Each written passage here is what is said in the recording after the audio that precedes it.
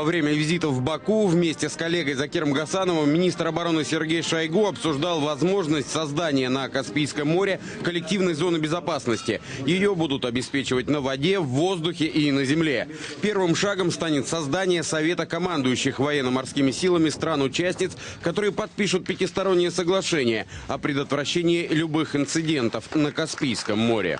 Здесь мы строго следуем, выполняя решения руководителей наших государств, наших президентов по их встречам, встречам в Астрахани, встречи в Минске, когда в Астрахани, когда рассматривались вопросы и аспекты сотрудничества на Каспии.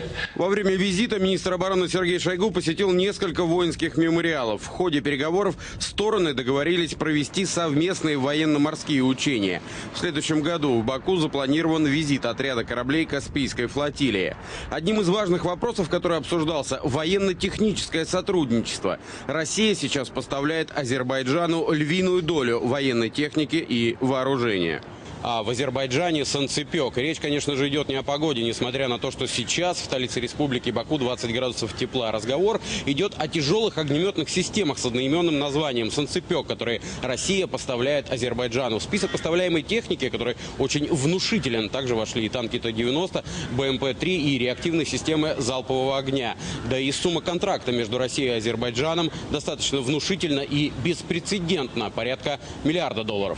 Программа переоснащения армии Азербайджана новой техникой предусматривает и обучение специалистов в вузах Минобороны России. Официальный Баку высказал пожелание обучать как можно больше военнослужащих.